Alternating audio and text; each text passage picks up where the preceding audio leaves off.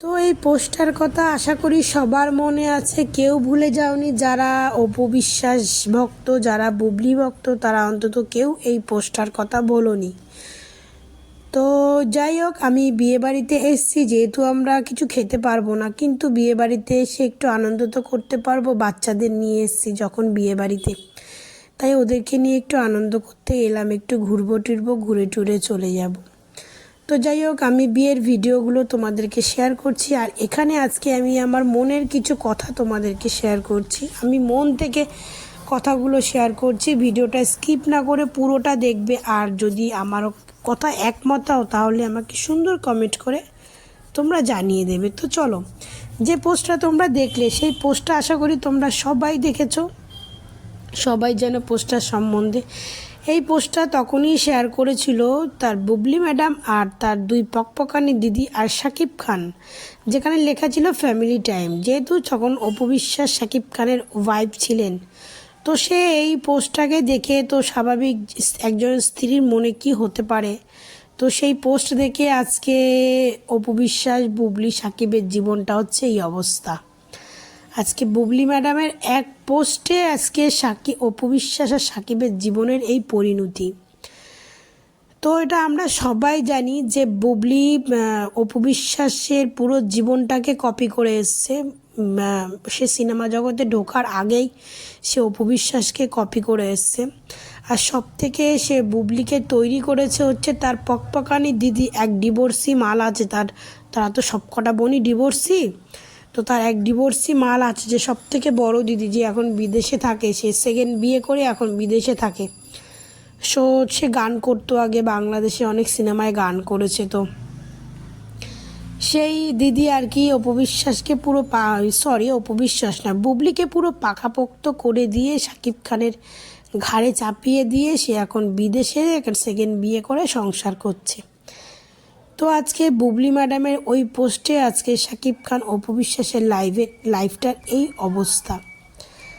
আজকে বাংলাদেশের কিছু অংশের মানুষ যারা এই মহিলাকে সাপোর্ট করে, বুবলিকে সাপোর্ট করে, আজকে এই মহিলারা যখন 2017 সালে বুবলি ম্যাডামের এই পোস্ট দেখে অপু বিশ্বাস 17 সালে তার ছেলেকে নিয়ে লাইভে এসেছিল, মিডিয়াতে এসেছিল, তখন এই মহিলাগুলো অনেক কেঁদেছিল, বুবলিকে গালাগাল করেছিল। এখন সেই মধ্যে থেকে বাংলাদেশের কিছু শ্রেণীর মানুষরা বুবলিকে সাপোর্ট করে। তা গুনে গুনে বলতে পারি কারা করে, তা এটা তো সবাই জানে যে কারা করে, কারণ যারা যেটা করে তারা সেই জিনিসটাকেই সাপোর্ট করে। তো এই অপু বিশ্বাস বিয়ে বলবো না, সিনেমা জগতে ঢোকার আগে থেকে অপু বিশ্বাসকে কপি করে। আপনারা একটা জিনিস ফলো করবেন, যে জিনিসটা অপু বিশ্বাস করে এসছে সেই জিনিসটা বুবলি করছে। যে ড্রেসটা অপু বিশ্বাস পরে এসছে সেই ড্রেস বুবলি পরছে। অপু বিশ্বাস পরা হয়ে গেছে, এখন বুবলি পরছে। সেম ড্রেস, কিন্তু 19 আর 20 সেম ড্রেস। প্রতিটা জিনিস, প্রতিটা কিছু বুবলি এরকম করছে। বুবলি প্ল্যান করে অপু বিশ্বাসের জীবনটা নষ্ট করেছে। আজকে অপু বিশ্বাসকে কিছু লোকরা যখন বলে যে সে সিনেমা করে না, সে মোটা, সে চলে না, সেই অনেক কিছু অনেক বাজে বাজে কমেন্ট করে। আজকে সেই মানুষগুলোকে বলছি, আজকে অপু বিশ্বাস একটা সময় বাংলাদেশে চুটিয়ে সিনেমা করেছে। বাংলাদেশে যখন ফিল্ম ইন্ডাস্ট্রি ডুবে যায়, যখন ফিল্ম ইন্ডাস্ট্রির কোনো অস্তিত্ব থাকে না, তখন এই অপু বিশ্বাস আর শাকিব খান বাংলাদেশটাকে ধরে রেখেছে। না হলে কে কোন ইয়েতে থাকতো বাংলাদেশ। তো বাংলাদেশ এই সিনেমা জগৎটা কোন ধোপে থাকতো। অ্যাকচুয়ালি বাংলাদেশের তো সিনেমা জগতের কোনো অস্তিত্বই নেই, শাকিব খান আর অপু বিশ্বাসই টিকিয়ে রেখেছিল। তো এখন শাকিব খান অনেক ভালো ভালো মুভি করছে, ভালো ভালো সিনেমায় কাজ করে বাংলাদেশের নাম একটু হলেও এগোচ্ছে।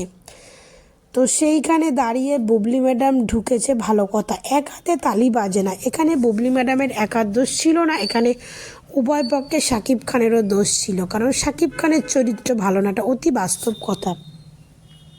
শাকিব খানের ক্যারেক্টার ভালো না।